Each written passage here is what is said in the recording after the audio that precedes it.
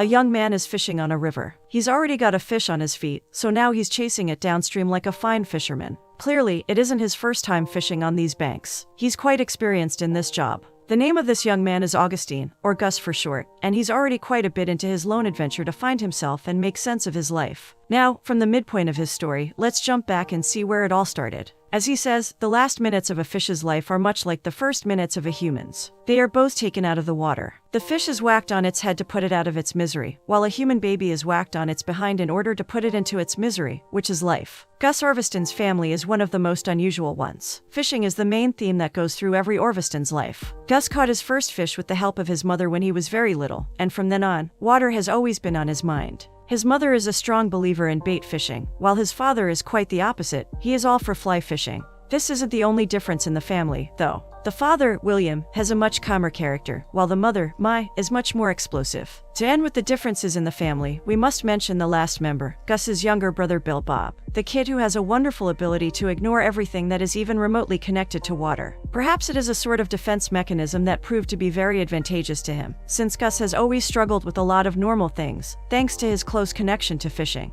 And to illustrate this point, it is enough to look at the next scene. His father, William, whom Gus also calls H2O, is presenting his new book, and naturally, his oldest son is helping with the boxes. From the second floor of the building, he sees a group of people gathered around a small pool. A blonde girl is teaching anyone who wishes how to use a fishing rod. Gus has never seen a girl interested in fishing, let alone knowing how to use a rod like that. Perhaps this is exactly why he has never had a girlfriend so far. He would love to go down there now and join this group of people, but he has to help H2O. The latter seems to have been raised in a family of English aristocrats, from whom he inherited his speech and manners. He sends Gus to fetch some more boxes full of books, even though it is clearly not necessary. Gus comes out with a slight objection, but it isn't enough to win the battle, so he walks away to fulfill his father's request. Looking down towards the pool, he realizes, with a bit of disappointment, that the girl is already gone. He goes back inside the building with no intention to fetch the boxes, and walks around for a while, until he comes across a man dressed up in a suit, presenting new legislation to a group of people. Here, Gus sees the girl for the second time. She raises her hand to ask a question, but soon everybody understands that asking a simple question isn't her purpose at all. She wants to fight this legislation that, as it turns out, puts wild salmon in danger. The man in the suit then opposes her well-laid-out points with the argument of lowered taxes and new jobs, and as the girl sees that there is no way of reaching a conclusion, she does something eccentric. She lights a cigar and puts it out in his water cup. She is taken out of the area forcefully. She fights the officer at first, screaming at the man in the suit, and in this chaos, a small object falls out of her pocket without her noticing. When everything is over, it is none other than Gus who takes it in his hands. As his story continues, we learn that he is preparing to leave his parents' house. It is no wonder. Both the mother and the father are so consumed by their enormous egos that they fail to notice how their son is growing more and more distant. It seems that one simple encounter could be enough to push Gus towards moving away, and this simple encounter happens in the next scene. Of course it is about fish, and of course it holds no significance. The disagreement between Ma, Gus, and H2O is quite funny and comical, but it all changes as Gus becomes fed up with it all and becomes aggressive. He explodes completely, turning first to his dad and telling him everything he truly thinks about him. Then to his mom, after which he's slapped in the face, and then moves away towards the living room mantel, takes down their prized fish named Nijinsky, and throws it into flames. This fish has been in this family since before Gus was even born, and it has haunted his entire life. William and Ma stop chasing him after this action. Gus goes up into his room, and no words are spoken until the next morning, when Gus finally gets into his truck and leaves his childhood home with the purpose to find himself. Fishing is everything he knows, so it is no wonder that he chooses a small cabin located near the banks of a river as his new home. Even during his initial walk-around, the young man feels at peace. He feels as if, until now, his life has been nothing but a loading screen, and it is finally about to begin. He comes up with a strict schedule, and decides to stick to it no matter what. And this is what his schedule consists of: fishing, eating, preparing for the next day's fishing, and sleeping. This is an easy, peaceful, and beautiful way to live an orderly life. Since his father is a master of fly fishing, Gus is proficient in creating intricate flies, so in the next scene, when he finds he needs money, he goes to a local fly shop with the intention of selling his craft. The old man behind the counter immediately notices his skill, and says he will buy all of his flies. But this is but the first pleasant interaction of Gus's day. On his way back towards his cabin, a group of young children block his way. Right off the bat, it is clear that they are a talkative, energetic bunch. The older one of them, Kearney, introduces himself and all his siblings: Bernie, Marlene, Charlene, Darlene, and Ernie, whom, hilariously enough, they also call Hemingway. The interaction is ridiculous. Gus is clearly overwhelmed by the good intentions of these people. Never before has he encountered a bunch of people who are initially predisposed to be kind to him. They leave him for a while, then come back with a huge variety of complimentary products. All in all, it is clear that Gus is extremely lucky to have such neighbors around. That day, Gus does something in the ordinary, something that has never been in his character. Perhaps influenced by today's kind interactions, he catches a trout and, instead of putting it out of its misery, ponders restlessly for a while. He rushes towards his cabin, then, holding the trout in his hands, fills up an aquarium and provides the fish with another home. He even gives it a name, Alfred. The next day, after overlooking massive landscapes, he goes back into the river with his boat and paddles through a thick fog. In this ominous weather, another boat passes him by. The man is on the boat, looking for a fisherman named Abe. He asks Gus if he saw anyone in the river or on its banks, but Gus hasn't seen anybody. After the boat glides by and the sound of the man screaming fades away, Gus takes out his rod and starts fishing. This is when one of the most significant things in his life happens. The rod grabs onto something, pushes it back, and he sees a bloated white body emerge from the depths of the river. An initial panic overwhelms him. He tries to pull it up, but in trying, is eventually dragged down into the river. Still, he doesn't leave his endeavor after the first failed attempt. With a lot of effort, he manages to get the body into his boat. The vessel is already filled with water though, and because of this, Gus himself cannot get inside of it. Instead, he has to drag the boat upstream until he reaches a pier. A man who happens to be there helps him up, and exhausted, Gus soon falls asleep. Gloomy dreams about the abyss, God, and nature haunt his mind until, when it's already dark, he is woken up by quite an interesting character. His name is Titus, and he gives Gus a ride back to his cabin. Despite knowing what Gus just went through, this individual maintains an unusually cheerful tone while addressing him. He explains to him why his day shouldn't be ruined by such inconvenience, and even though Gus has neither the capacity nor the will to listen to and agree to him, he still cannot help but like him. Finally, Titus gives Gus a monocle as a gift and drops him off. Throughout the next day, chilling thoughts domesticate Gus's mind. Now he sees very clearly the fate that one way or another, everyone shares, and to his mind, it doesn't matter what you do or how you live your life, the end is inevitable. That night, he feels particularly lonely. A strong urge to start all over again to refresh his mind suddenly comes over him, and he quickly starts giving everything to flames. Old notebooks, posters, and even the schedule on the wall end up on the stove. A single memory comes to him then. In this memory, he's sitting with Billy Bob, who explains to him the strange concept of a guardian angel. It is, as it turns out, a twin that everybody has, the exact copy of ourselves who lives underground, until we switch places with them.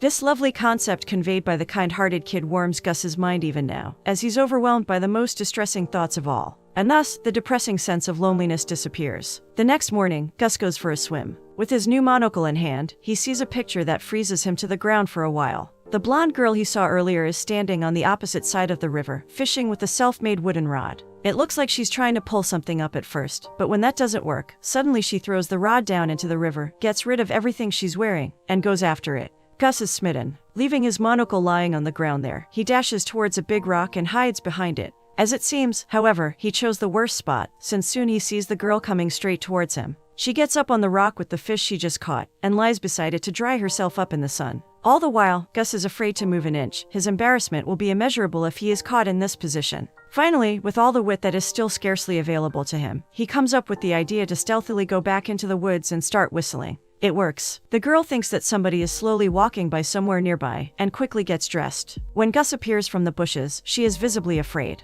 And so, this is the situation in which they have their first conversation. The sight of this girl and her undivided attention seem to force Gus into forgetting how to use his speech. His numbed muscles fail to catch up with his brain. Their initial conversation is hilarious, but it ends quite soon, as Gus tries to run away as quickly as possible. Upon bidding her farewell, he walks away and, for some reason, climbs a tree. The girl notices him, of course. Now, after seeing this confused boy, her initial fear is gone and she tries to initiate a conversation. But Gus's answers are still short and scarcely thought out. It is only when the girl stops trying and heads towards the river that Gus comes back to his senses. He knows there is one big thing they have in common, fishing, so he asks her not to go, and out of nowhere, he starts quoting Isaac Walton, the author of one of the most important environmental books in history. This is the starting point of the second part of their encounter, the part in which they understand each other and appreciate the things they have in common. At last they tell each other their names, and we learn that the girl is called Eddie. Finally, before the bond between them is further strengthened, a fish grabs onto Eddie's self-made rod, and the girl disappears under the water again. Now, Gus climbs down from his tree, runs towards the river to help out, and upon arriving there, finds out with disappointment and confusion that the girl is gone without a trace. Gus is unable to see Eddie, but soon we see her, walking back to where Gus first saw her. His monocle is still there, so she grabs it and takes it with her. This meeting, and the sudden disappearance of the girl, throw Gus into deep thoughts once more. With Eddie's rod, he fishes for a while, as if he were trying to catch something more than a fish from the depths of the water. But his thoughts are interrupted by none other than Titus. The man is trying to fish on his own, and since he clearly has no idea how to do it properly, he injures himself. This is when Gus calls out to him and helps him out. Titus notices his rod then, and with this, he invites himself into Gus's cabin to hear about the long story behind this self-made device. It is already evening in the next scene, and Titus has heard everything about Eddie. 2 times, Gus saw this girl, and both times she slipped away from his grasp totally unnoticed. Gus is desperate, he's sure he won't ever see her again. The way Titus sees it, Gus has 3 consolations. First, there is a good chance that they might find each other again, so there is still hope. Second, he can dip his sorrows into alcohol, and third, he can turn to philosophy. This latter is the area in which Titus is the most proficient, and so Gus is invited to go to Portland, where Titus resides. The agreement is as follows: Gus will teach Titus how to fish, while starting tomorrow, Titus will in turn guide him through the maze of philosophy. Before they go to Portland, the guest gets interested in the bait Gus is holding. To show him how it works, Gus opens the ceiling of his aquarium, and forgets to close it as they both leave the cabin. The next morning, Gus is sleeping in Titus's living room. Rested in a rocking chair, he hears the soft growling of a dog and opens his eyes. The dog barks in his face, but Gus is so afraid to move that he stays intact and calls out for Titus. Fortunately, the latter has just returned from grocery shopping. He says that the dog won't bite until given a reason to. The chair in which Gus is sitting right now belongs to the dog. Soon, Gus learns that his name is Descartes, and as Titus claims, he is trying to become human, just as humans try to become divine. This is why he loves that rocking chair so much. Now, after this unusual discourse, Titus kneels in front of his books and starts collecting some of them. This is the way he likes to fish for happiness, through stories and ideas. And even though Gus seems to hate his approach at first, the notion of looking for something that isn't on the surface is well known to him. The only difference now is that he has to learn how to skillfully throw the rod in his own mind and wait patiently to find meaning there, just like he tends to catch trout in the rushing rivers. Titus puts it so well that Gus cannot help but yield back and accept the challenge. When he gets back to his cabin that evening, he finds something has changed. Alfred seems to have escaped the aquarium and is now lying on the floor. Taken out of its natural habitat, the fish was clearly eager to get back to it. From Alfred's story, there is clearly something to be learned. The next day, Gus remembers the small object that fell from Eddie's pocket that day. It is the keyring of a company, and Gus decides to go back to Portland and call it. The person on the other side, however, tells him that Eddie doesn't work with them anymore, so this attempt proves to be futile. Gus sees someone throwing a beer towards a stream. He goes in that direction and finds a muddy pool, created by construction waste. A lone fish is swimming inside, and so Gus creates a small rod to catch it. He does it with fine skill and creativity, totally unaware that, through his own monocle, Eddie is actually watching him as he goes. Eddie likes what she's seeing, the way Gus gets it to return the fish to its natural habitat, the blue and open bay. That afternoon, together with Titus, he goes to a pub. There, while playing some pool, Titus conducts one of the most swift and skillful sessions of Socratic questioning, after which Gus's mind reaches new horizons of thinking. His worldview also changes, and his attitude towards life and its meaning becomes more positive. Going to the river the next day, he encounters a middle-aged man trying to fish. Immediately upon arrival, Gus manages to catch a fish, while the man has been there for a long time, waiting around completely fruitlessly. Gus catches his attention immediately, and he walks up to him with the intention of having a conversation. At first, Gus is reluctant to open up to this stranger, but soon they become friends. The young man even teaches the other how to make the most efficient bait. The man is extremely impressed with this young, seemingly unexperienced fellow, who happens to have extreme skill and knowledge of this subject. Gus turns out to be fortunate this day. As we soon learn, the middle-aged man is one of the most famous Dutch reporters, who writes for a newspaper called Post Telegram, and after today's interaction, he is excited to write about this incredible young man. Gus knows this man and his writing. It's safe to say he's starstruck. Gus would have never even dreamed of such an opportunity, so naturally, his answer is yes. And so, the next morning, H2O and his wife read about their son in the Post Telegram. Gus has tried to hide his identity, saying that Gus is only a nickname, while his true name is Antoine, but his parents can see through this lie, of course. At the end of the letter, Gus asks the reporter to include a message to a certain girl, asking her to meet him at the river. The message is written in such a clever and funny way that Eddie cannot help but smile. She is invited to come with a loaded gun, if she's particularly afraid for her safety, and take from Gus the rod she left on the river that day. The report results in sudden fame. Gus starts selling his handmade gear and starts giving out free fishing advice. His cabin fills with strangers, and for the first time in his new life, he starts reconnecting with the outer world. Halloween comes around then, and he gets invited to a party. His neighbors are incredibly nice, but seeing them from afar, Gus realizes he prefers to be alone. He turns back, feeling some unexplainable anger towards his futile attempts to find peace, and suddenly notices a string of smoke coming from his cabin. Someone is there. Slowly, Gus approaches the window and opens the door. It is Eddie, waiting for him with a toy gun. She's in a particularly playful and theatrical mood. She acts as if she were taking part in an exciting thriller, demanding that she be given her handmade rod and the fish she caught that day. Half-heartedly, Gus does as he is bid, and tells her that he wasn't expecting her arrival at all. This reminds Eddie of something. Quickly, her mood changes, and she starts telling Gus how she disappeared that day. The reason for her arrival slowly reveals itself as she says that she found a certain spying device downstream. No thorough investigation was needed for her to conclude that Gus was spying on her. Now, standing in front of her, Gus has to quickly come up with a convincing explanation. A little ashamed at first, he interrupts Eddie's angry monologue and justifies himself pretty well. He was really coming down to the river for a swim until he saw something unimaginably beautiful, and more importantly, a person whose motions and energy emanated a kind of worldview that was closest to his own. The moment was mesmerizing, and he couldn't think about what was right and polite, so he's not sorry. He believes it is one's right to be shocked and to be taken by a powerful tide of love at first sight.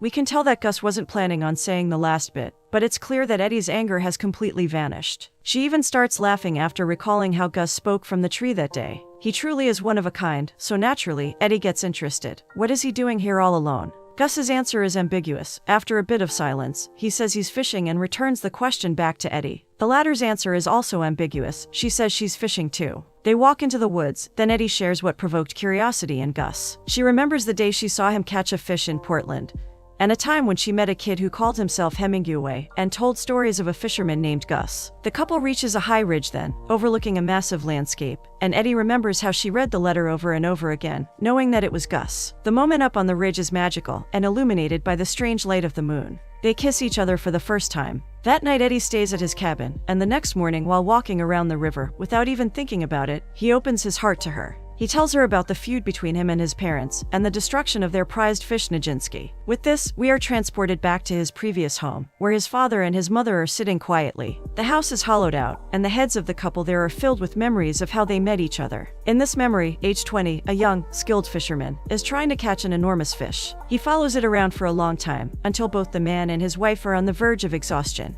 He doesn't falter though. With strong dedication, he hops over rocks and rushes into the river, but all this for nothing. Soon, another fisherman gets in his way and ruins his fishing line. Enraged, he tramples towards this fisherman, clearly looking for a fight, but upon arrival he sees a woman who plunges towards him with the same amount of will to engage in a fist fight for the fish. Age 20 surrenders immediately and sits down on a rock nearby. He doesn't know yet that this woman is his future wife, and the mother of his future son. Soon she catches the fish, offers him a drink, and that night, she comes up with a new perspective to look at their meeting. Age 20 chased the enormous fish to the point of exhaustion, and Ma caught it. They connect with each other easily and forcefully, naming the fish Nijinsky and deciding to never catch another one together. Now, coming back to their home, the two of them sit together, their eyes seem more sad and their connection more firm. They are dedicated to turning their home into a place that Gus will at least want to visit. That night, Eddie comes out of the cabin to see Gus holding a feather. He says that it is a dreffy, the selected relic of today's adventure. His brother, Bill Bob, was the one to come up with this concept, and he was so invested that he wouldn't go to sleep without it. It is a wonder what relics their future days will bring. The next morning, Gus is woken up by Eddie, who is eager to go fishing with him. She urges him to gather the lightest gear he owns, and together for the first time, they go down the river to catch some fish. Eddie is planning to leave for Portland today, so they don't have much time. This is exactly the reason why Gus is a little skeptical about their endeavor. At this time, the only fish that swim in these waters are chinook, a kind of huge fish that needs a day of chasing around until it's exhausted enough to yield to this kind of rod. But Eddie still goes on with it. Clearly she has a plan, and soon we'll understand what's on her mind. A chinook falls for her bait, and she hands the rod to Gus, only to leave him pinned to the river while she runs towards her truck and drives away to Portland. Gus is unable to leave the rod and follow her, so the chase between an enormous fish and a dedicated fisherman begins, and we are back to where we started. History almost repeats itself as Gus follows the restless Chinook until it's dark. He doesn't feel like an ordinary fisherman anymore. He is a traveler now, following a fish into the darkness. And with some intangible power that comes from an unusual sense of responsibility, Gus manages to achieve victory in this battle. Finally, he approaches the end of his fishing line and sees the Chinook wriggling slowly. With a sparkle of decision lights in his eyes, Gus dives down, unhooks the fish, gives it a gentle nudge, and lets it swim away freely. That night he sleeps in the woods, and the next morning he is woken up by the first rays of sunlight. As his consciousness glides from the dream world, he feels as if his journey is over. He has arrived at his destination, and there is nowhere else to go. Comfortable in his own skin, and stripped away from the dreadful sense of bleak loneliness, he gathers up his gear and walks the woods. The morning gifts an unexpected miracle. He comes across Eddie sitting by a tree, waiting for him. No words are spoken, as their bodies and their souls are merged after yesterday's adventure. All that there is a sunny meadow, daisies, and their love. In the next scene, Gus is working in his cabin while Eddie sits on a rock in the middle of the river. She hears a noise coming from upstream and decides to follow it. Gus doesn't notice her departure, so after finishing up, he starts looking for her. Soon he encounters a heartwarming picture. His mother and Eddie are standing together fly fishing, while his father is hidden behind a rock nearby, using Ma's method of fishing. Bill Bob is there too, playing with rocks. A lot is reflected in this picture, most importantly, the decision of Gus's parents to leave their senseless principles behind. After all that he went through and after seeing this meaningful scene, Gus plunges towards Ma and embraces her firmly. Perhaps for the first time, he embraces his father too, and Eddie sees the great reunion of the previously severed family. And all grudges are taken away by the current of the small river that, in the light of this story, symbolizes love.